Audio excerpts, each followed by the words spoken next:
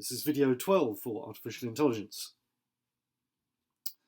In the last video, I set up the idea that first-order logic might provide a suitable language in which to perform knowledge representation and reasoning.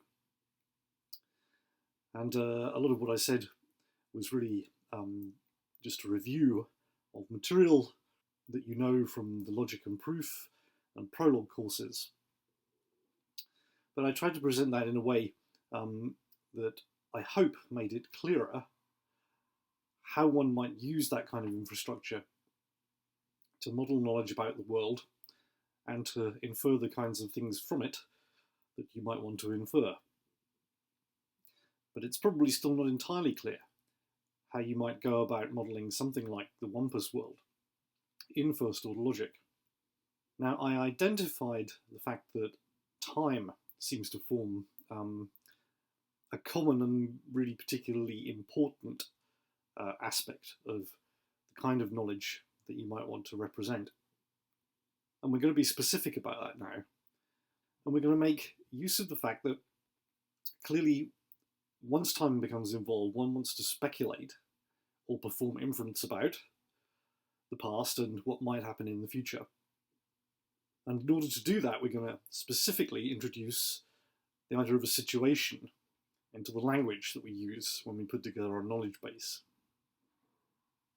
And having introduced those, we're going to introduce axioms about situations into the knowledge base. And this gives rise to something unsurprisingly called the situation calculus. Now, this is initially going to look rather familiar. We introduce situations into our model of the world. And the underlying assumption is that over time, our agent will move from one situation to another, and it will change its situation by performing an action. Clearly, this has a lot in common with much of the intelligent search that we've already talked about. The difference is we're now in an environment that gives us an awful lot more flexibility. Now, in Wampus world, we have the actions that are enumerated here. And the first key idea is that we're going to add a situation argument to anything that can change over time. So Evil Robot will be moving around within the cave, and he will therefore have a location. So we may, for example, have a predicate that is true when called on Evil Robot's specific location in a given situation, and false otherwise. And because this predicate's value can change according to the situation the Evil Robot is in, we add a situation argument S to it. Now, if you want to be fancy, you can call these fluents, and you can call things that don't change over time eternal or atemporal, but I don't think we really need to do that. The second key idea is that we introduce a function called result. And result is a function that maps an action and a situation to a new situation that results from performing the action in the situation argument. And that means that we can model the sequence of situations that our agent moves through by performing a succession of actions by using the result function. So S0 will typically denote the initial situation that our agent is in. And if the agent performs a grab in S0, it moves to a new situation, S1. And if it performs a turn left in S1, then it moves to a new situation, S2, and so on. Now, I'll give a little word of warning here. I'm setting up some fairly specific things. I'm setting up the idea of moving from one situation to another, and I'm doing that using the result function. The result function and the other standardized elements of this way of representing knowledge are part of the situation calculus. If you're going to do something within the situation calculus, you need to follow this format. You need a result function, and you need all the other standard things that I'm about to introduce. The intention is that it's a systematic method, not something that you just make up each time you come across a new problem. Now, having introduced the idea of a situation and the result function, we need to add some particular kinds of axiom to the knowledge base. The first is axioms involving a predicate called pos. And pos tells you when it's possible to perform any particular action. So you need one of these for each possible action.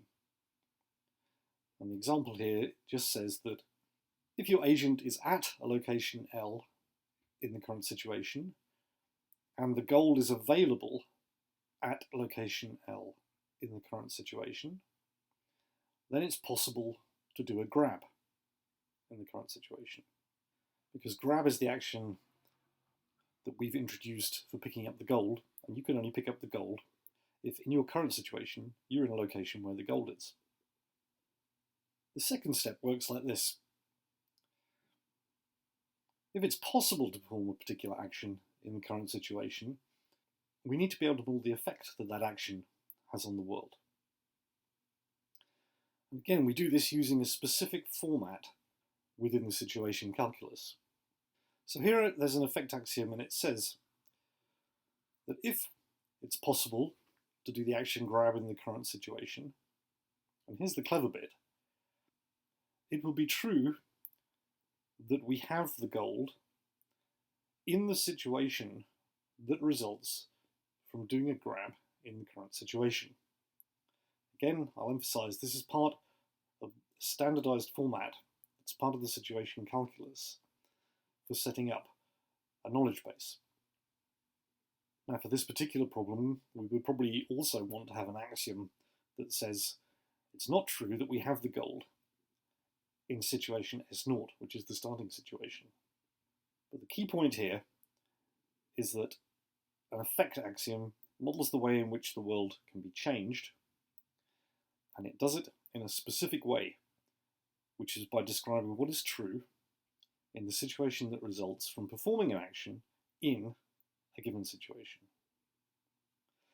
Now, something that's perhaps a little less obvious, but should be pretty clear if you think about it, because in first order logic you have to model everything that can happen, is that in addition to modeling the way in which the world changes, you have to model the way in which it doesn't change as you move from one situation to another. So a statement of the form illustrated here is an example of a frame axiom. This frame axiom says that if I have an object O in the situation S, and it's not the case that the object is the gold and I release it, and it's not the case that the object is the arrow and I shoot it, then it's still the case that I have O in the situation resulting from performing an action. Of course, the precise way in which you put these axioms together depends somewhat on your own ingenuity and the level of detail at which you're trying to model the world.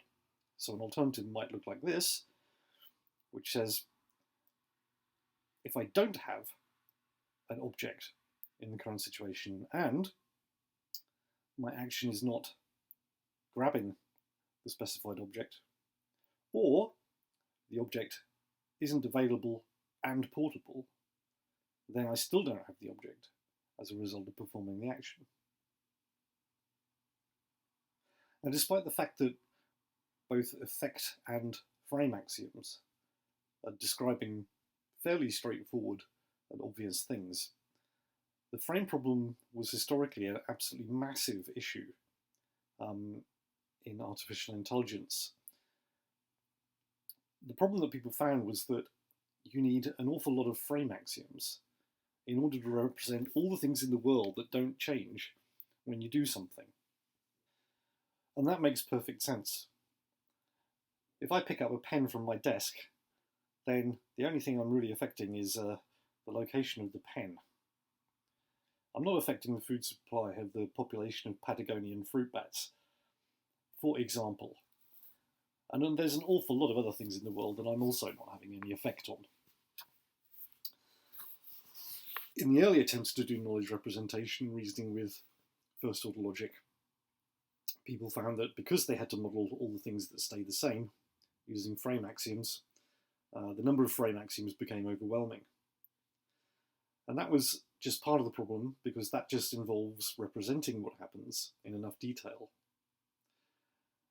The other problem was that, having introduced a large number of frame axioms, there was the inferential frame problem, which was simply that if you were going to reason about a sequence of situations, all the unchanged properties had to be carried through all the steps of reasoning. Now, when we've finished talking about knowledge representation and reasoning, we're going to go on and look at planning systems. And here, amongst other things, you have an inbuilt assumption that actions only have effects locally, and that things that aren't directly affected by actions don't change. Now, after an awful lot of trouble involving the complexities of having to introduce a large number of frame axioms, one potential remedy that was found was to use what's called a successor state axiom. And these will actually turn up later as well, because they turn up outside of the direct application of knowledge representation and reasoning with logic. So it's worth getting a feel for the form of these right now. The successor state axiom says that if an action is possible, then something is true in the new situation that results if and only if you did something to make it true, or it was already true and you didn't make it false. Now, every year when I teach this part of the course, that seems to result in an awful lot of furrowed foreheads. So, why don't you pause the video now, just read that again and think about it for a bit and get it well and truly embedded. So, for example, what I have here says that if it's possible to do an action, then you will have a particular object as a result of doing the action, if and only if the action is grab and the object is available, which corresponds to doing something to make the have predicate true, or you have the object in a given situation, and it's not the case that the action is release and the object is the gold, and it's not the case that the action is shoot and the object is the arrow.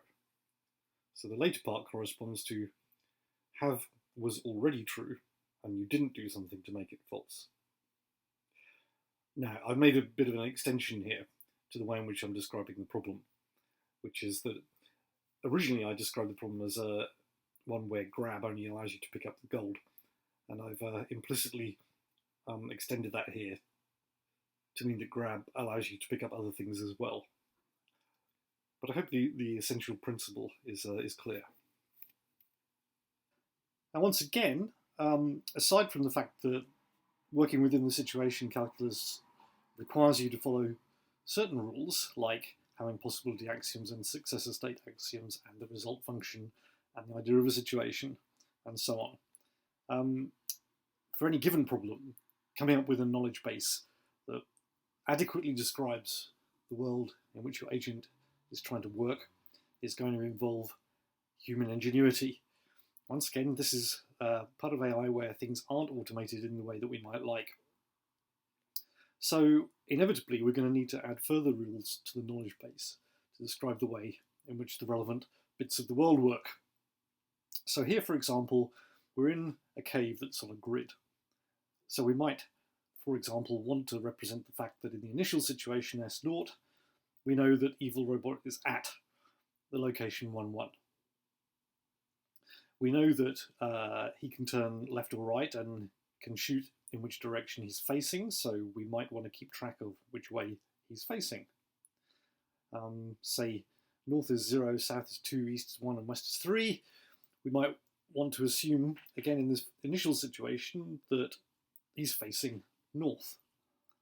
We need to know how motion affects the location. So, for example, we might want axioms that denote what happens to the location of evil robot on moving forward. Because the concept of adjacency is important on the basis that while adjacent to a wampus, evil robot will detect a smell, and when adjacent to a pit, evil robot will perceive a breeze. We need to model the idea of adjacency. We can say that by saying that L1 is adjacent to L2 if and only if there is some direction for which the forward result of moving from L1 gives us L2. We know that the cave is 4x4 and it has walls surrounding it, and so on. And completing this construction of the knowledge base to the extent that you can do useful inference is all part of the design stage of the problem. Now I'm going to mention a couple of further problems which are perhaps more widely present in knowledge representation and reasoning tasks. The first is called the qualification problem. And this represents the fact that in constructing knowledge about the world, in particular, if you are in a logical system that doesn't have a way specifically of dealing with uncertainty, then one is never completely certain what conditions are required for an action to be effective. So if you are only trying to model the world at a low level of complexity, you may say that if you are in the location where your car is and you have your car keys and you put the key in the keyhole and turn it, then your car will start. But if you're modeling the world in a more complex and realistic way, your rule may have to say that if you're in the location where your car is and you have your car keys and the battery isn't flat and you have fuel in the car and you put your key in the keyhole and turn the key, then the car will start. And of course, you can extend this list of requirements as much as you like, because there are an awful lot of things that have to be in place to make your car start. And the level to which you want to model such things is likely to be problem dependent, but can become problematic for you. The ramification problem relates to the idea that performing an action tends to have consequences beyond the ones that it is specifically intended to achieve. So earlier I talked about picking up my pen from a desk and having to potentially worry about the fact that that leaves almost everything in the world unchanged. Well, I might want to model within my knowledge base the idea that picking up my pen means that I have my pen. But in reality, picking up my pen means also that I am carrying all the tiny little microbes that live on the pen, and every single speck of dust that is on the pen, and the ink that is in the pen, and the cartridge that contains the ink, because I like old fountain pens, okay? And so on. So there are potentially a lot of effects associated with an action beyond the main ones that it's designed to have. Now, to some extent, you can solve the ramification problem by making better successor state axioms.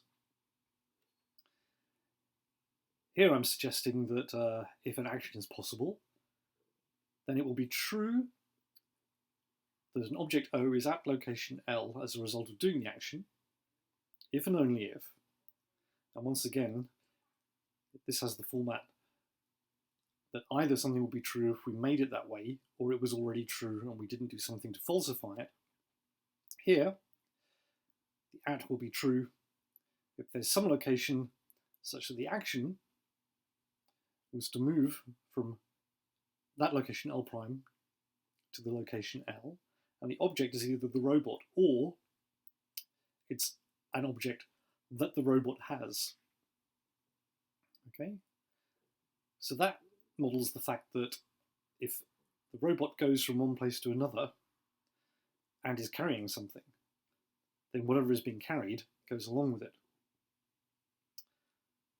And the second half here is or the object was at the location L in the current situation.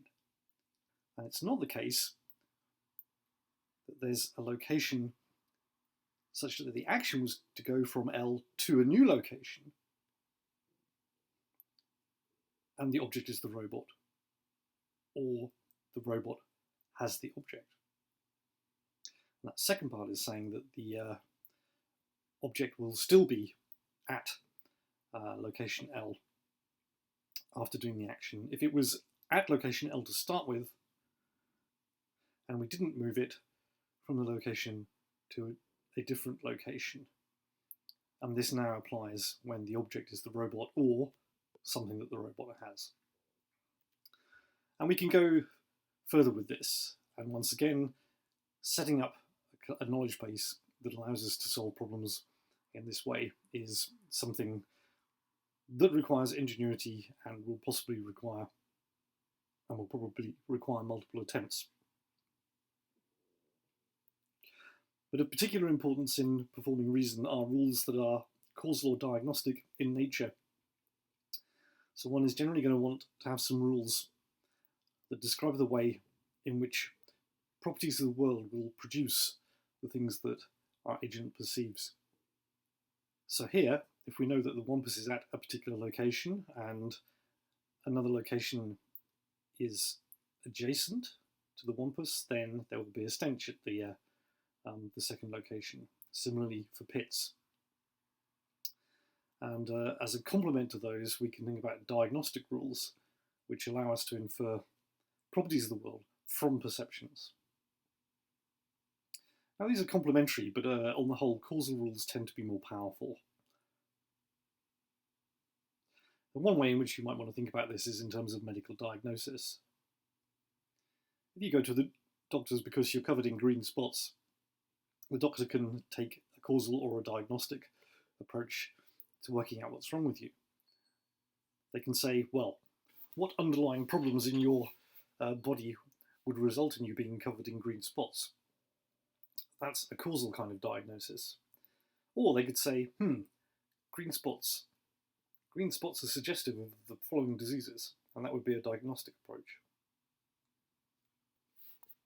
So, potentially, we can work on adding to our knowledge base rules that we think we need in order to model the world, and then try and do inference with them. Now, there are also some axioms that are needed that are, I suspect, an awful lot less obvious. And this comes down to the way in which first-order logic works. And the key issue is this.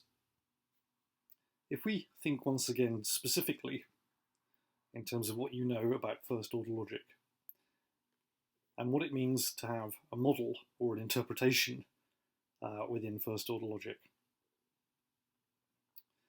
we have set everything up in such a way that we want to prove an assertion which earlier we were calling alpha from the knowledge base.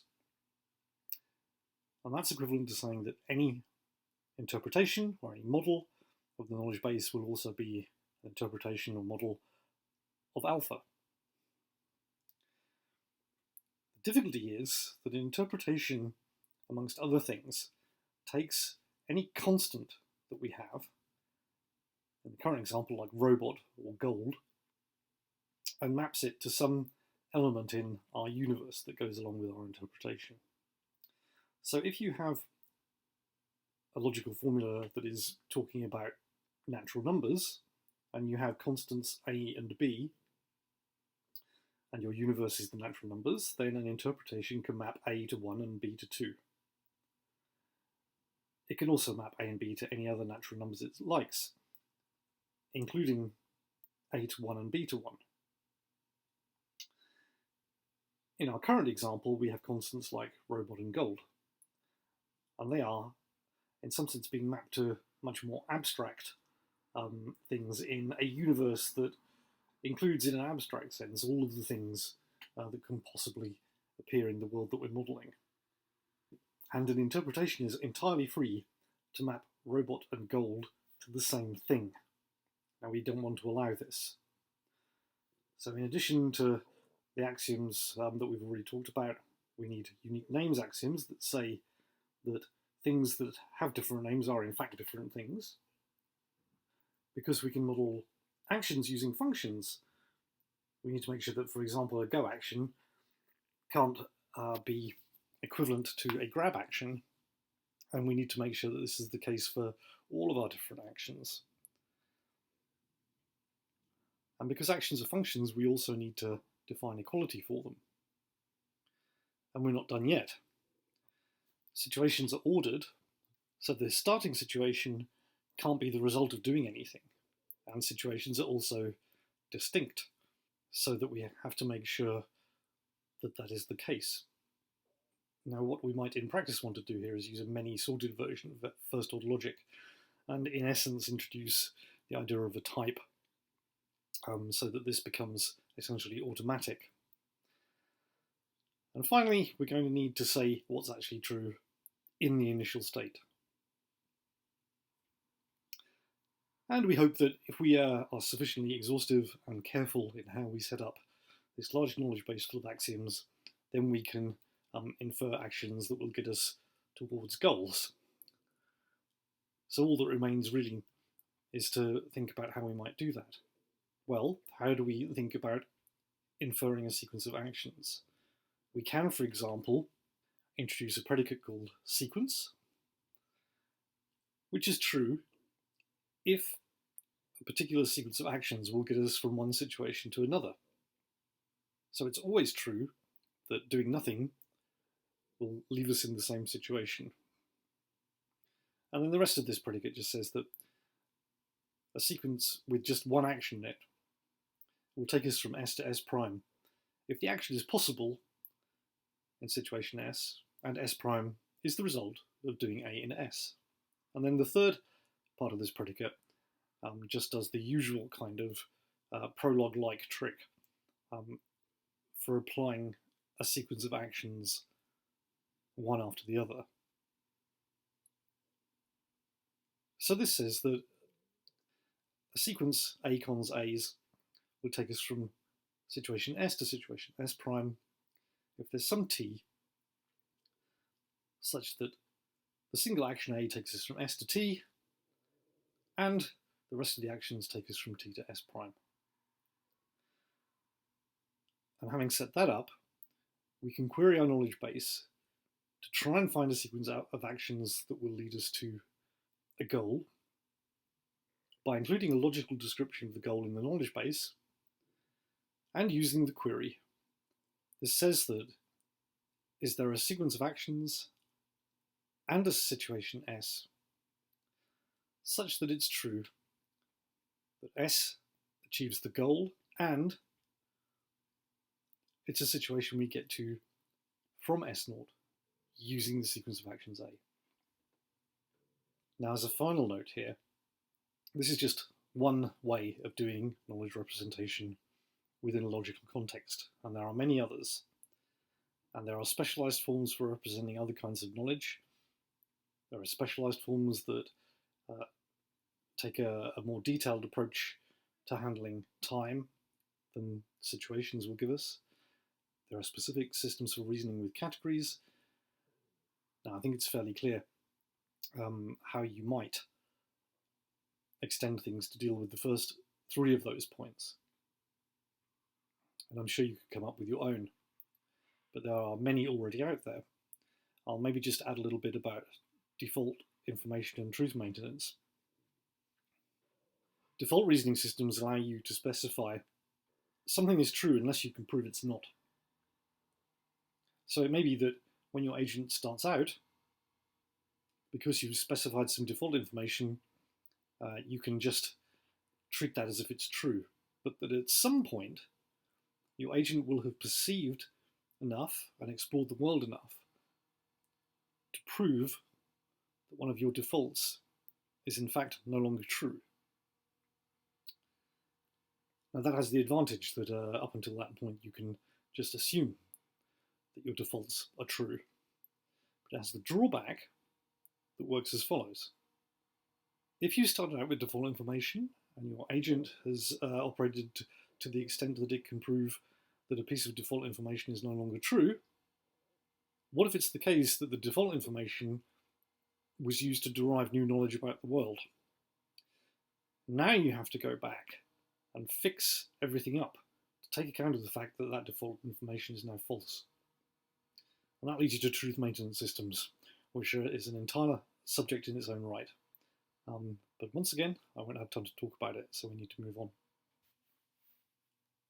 Now, at this point, I'm hoping that you'll have had a look at the problem sheet for this part of the course and actually tried the part of it that asks you to implement a knowledge base for a simpler problem than the Wampus world, using the situation calculus, and then use it to infer a small plan.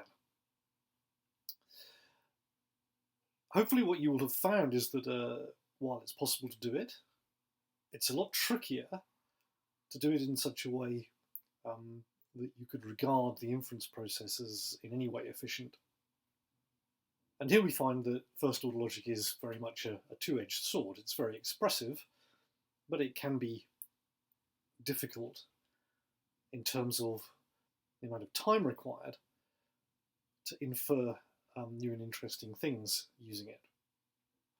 So what has happened as a result of that is that people have tried to find more restricted languages for expressing knowledge bases in such a way that they're still expressive, at least expressive enough to express interesting things, but that the inference process is more efficient.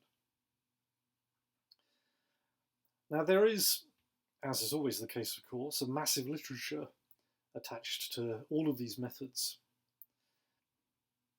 All of them can, to some extent, be regarded as simply restricted languages based on first-order logic. And the central ideas are on the whole very straightforward. So rather than present in any detail the bells and whistles that you can attach to these few methods, I'm simply going to present the core ideas in order to finish off the section of the course on knowledge representation and reasoning. And the first basic idea here involves semantic networks and frames.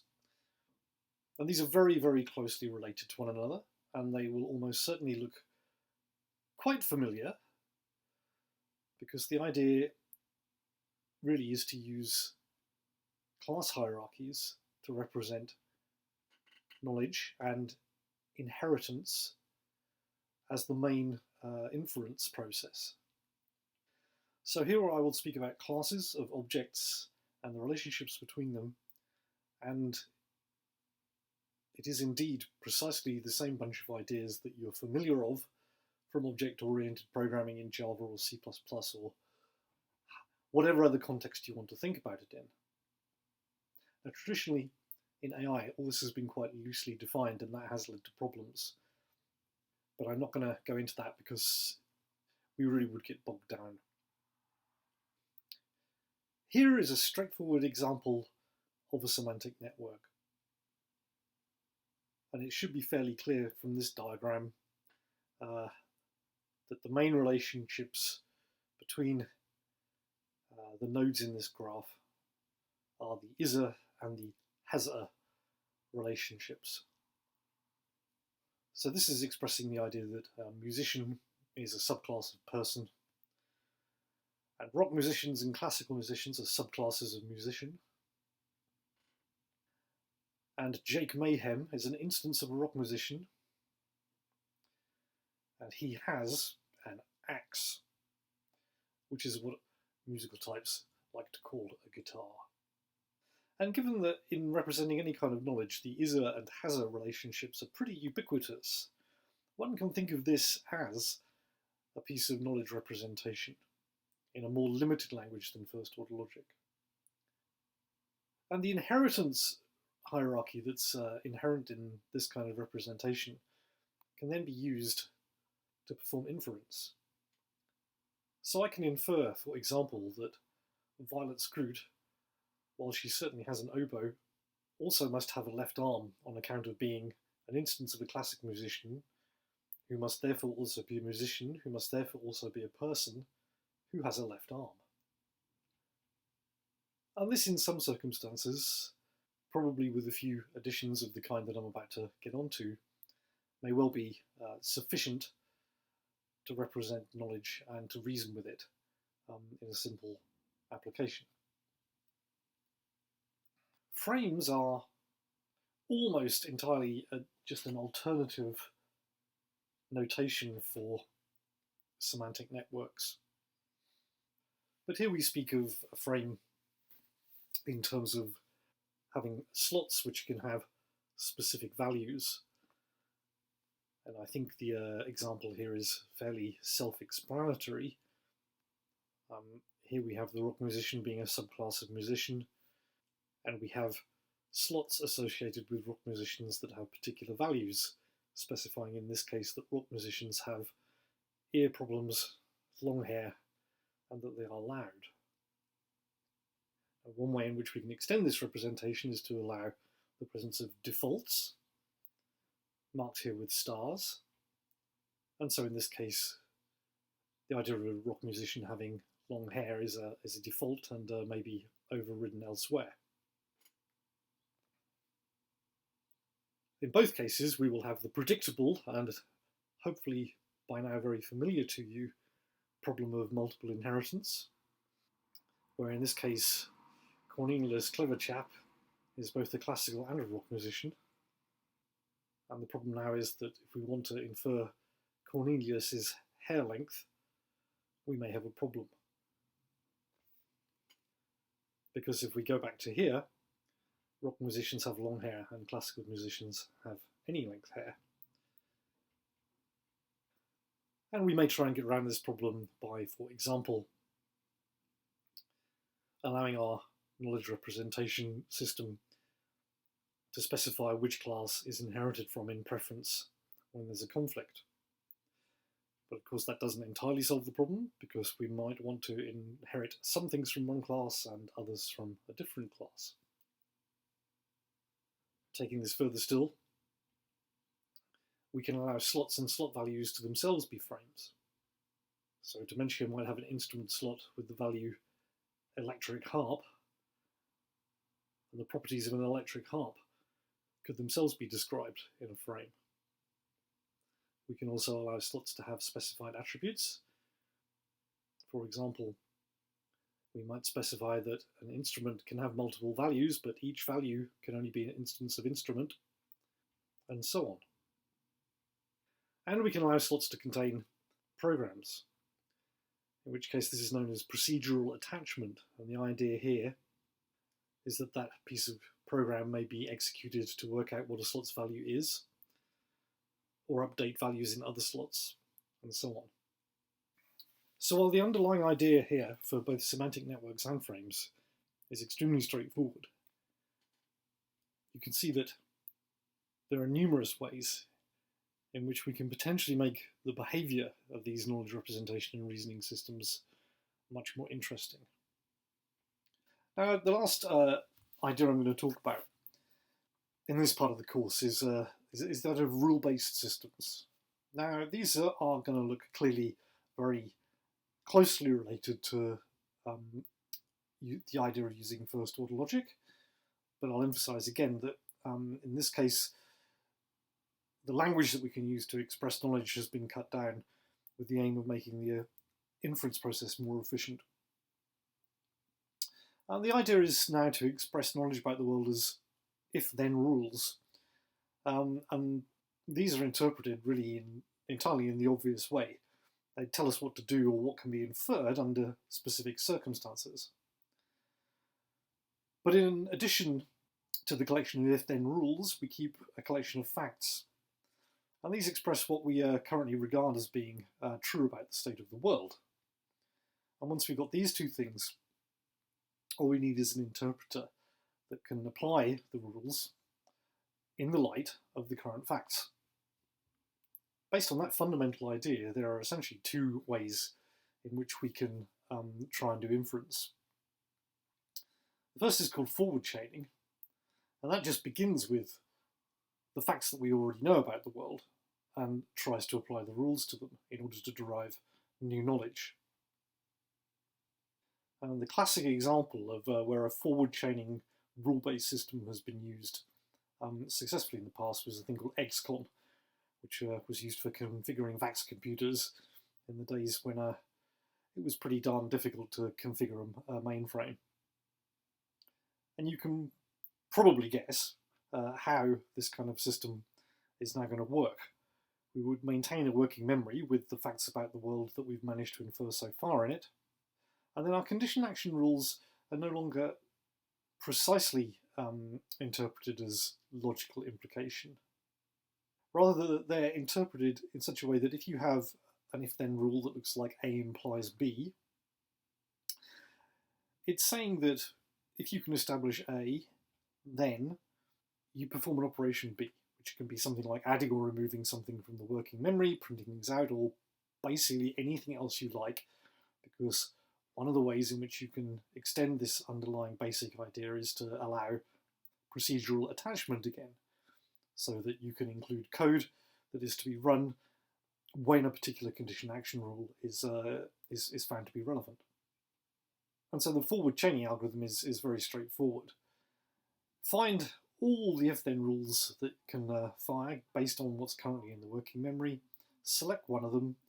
Now that requires a conflict resolution strategy because there may be multiple rules that can fire at any given time. And then carry out the specified action, which may result in an update to the working memory. And you can keep doing this until either no rules are applicable anymore or a hold appears in the working memory. So here is an extremely simple example. The condition action rules say that if I've got a dry mouth, then I would add thirsty to the working memory, and if thirsty, then I'd add get a drink to the working memory. And if get a drink and no work are in the working memory, I would add go to the bar. If I'm working, then I add no work, and if there's no work there, then I delete working. And you can, I'm sure, see how this kind of process then moves forward if we start with a working memory that contains dry mouth and working. The progress is as follows. And I don't think I need to explain this slide any further. All that's happening here is that we are looking at the working memory.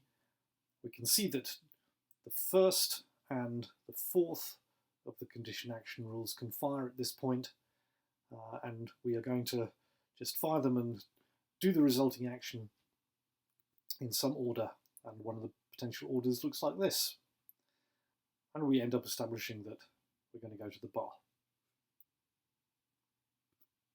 And there are clearly going to be an awful lot of ways in which you can come up with variants on this kind of algorithm, starting with just the conflict resolution idea about what you do if two or more rules can fire at one time.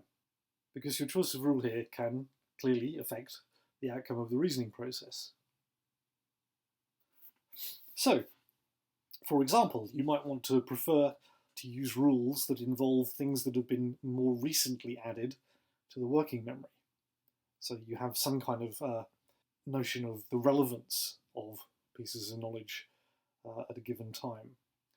You might want to prefer rules that are more specific, in the sense that a rule like patient coughing and patient smoker implies that you add lung cancer to the working memory is more specific than the rule that just says that if the patient is coughing, then add there's a lung problem. You might allow the designer of a knowledge base to specify rules, or you may want to specify that all rules fire simultaneously so that you follow all possible chains of reasoning at once. And again, I'm sure that you can think of other ways in which you might allow conflict resolution to happen in such a way that your reasoning process becomes more interesting. Now, I hope that you've also noticed that you can quite easily get an issue turning up here that's closely related to what's needed with the truth maintenance systems that I mentioned earlier. We might want to introduce a way in which we can remove knowledge from the working memory if it's become unjustified. So, in the process of doing inference, we may find that patient is coughing and patient is a smoker, and that means that we can fire a rule that puts lung cancer into the working memory.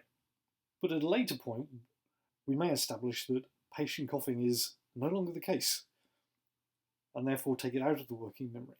The question then is, should lung cancer be taken out of the working memory as well? And then, of course, we have the problem of going back and adjusting our inferred knowledge about the world to take account of the fact that something that was used in deriving bits of it is no longer defensible. Now, so far I've only talked about these rules in a propositional format, but clearly you can do something close to prologue and include pattern matching, so you can make your rules say things like coughs X and smoker X implies add lung cancer X.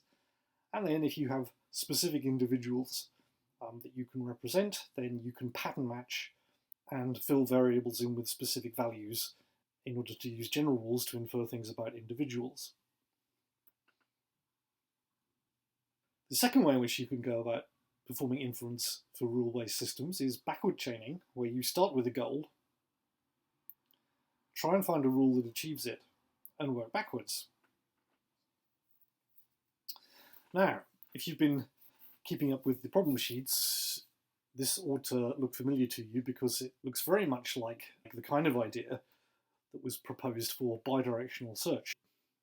It can be tricky to infer predecessors of states within a search space rather than successors of states within a search space.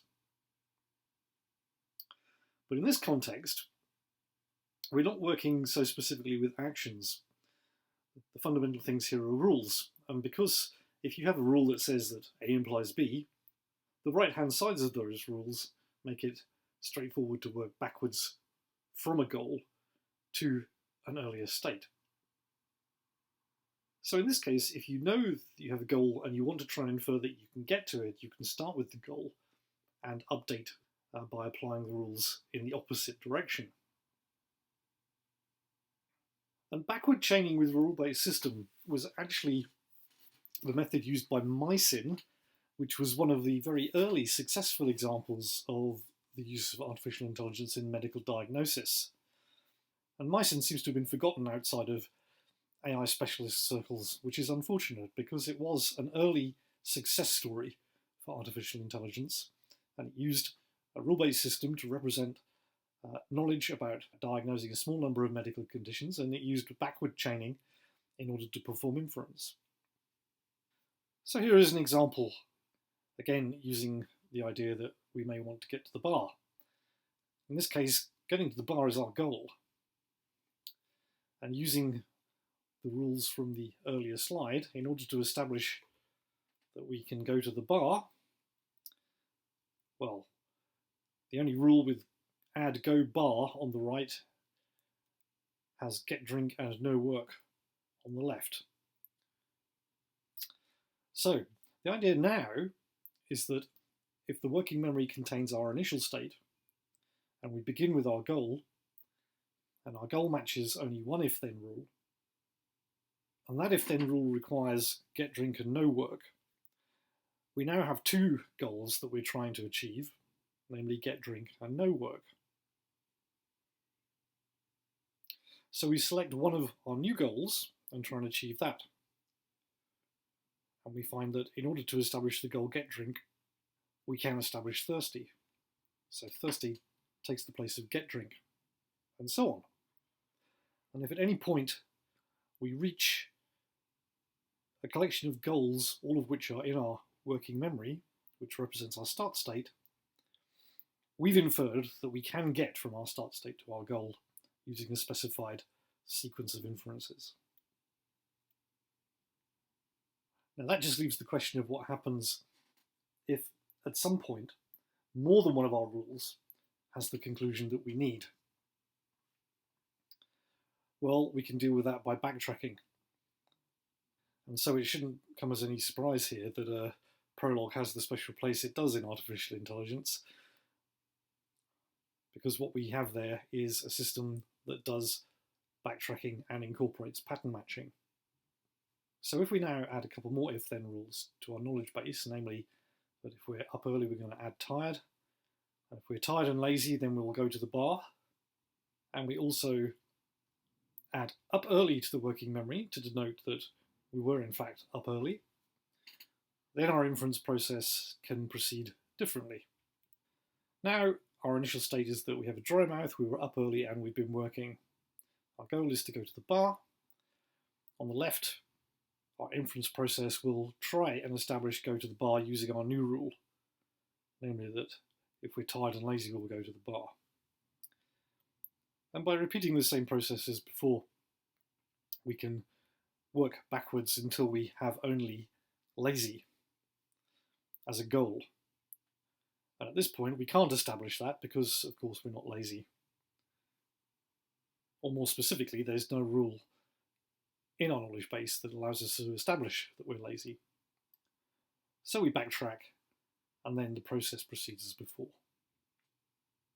Now, as a final note, I'm going to lay just a little bit of groundwork for the kinds of things that we're going to discuss in the Machine Learning and Bayesian Inference course next year, if indeed you wish to continue on and follow that course.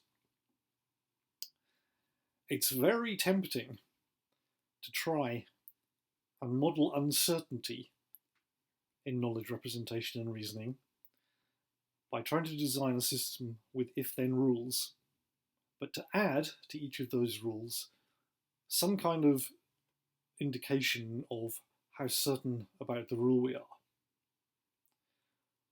Now let's just say that we're going to add a number between 0 and 1 to each of our rules. Taking an earlier example, I talked about the qualification problem in terms of whether or not my car will start. I might now have an if-then rule that says that if I can establish that I'm where my car is, and I have my car key, and I put the key in the keyhole and turn it, then my car will start, so I add car started to my working memory, and that this rule has a value of 0.98 attached to it, indicating that I'm almost completely certain that my car will start under those circumstances. Well, this seems like a nice initial idea in terms of starting to add the ability to deal with uncertainty in our inference process. Well, this has been tried and it's been explored at great length. It turns out that it's actually very tricky indeed to get that kind of system to work. And this is partly down to the fact that conditional probability and implication are very different things. But to give you an example of the kinds of problems that can arise, clearly it's possible to set up situations when dealing with if-then rules and a working memory that are circular. And once one tries to modify certainties to take account of the fact that one may be applying a sequence of if-then rules, then particularly if you have circularity, you can find that your numerical uncertainty value that's attached just gets updated in such a way that it gets smaller and smaller and smaller as it goes along a chain of if-then rules. And so one ends up having to be very, very careful indeed about the sequence in which you do things.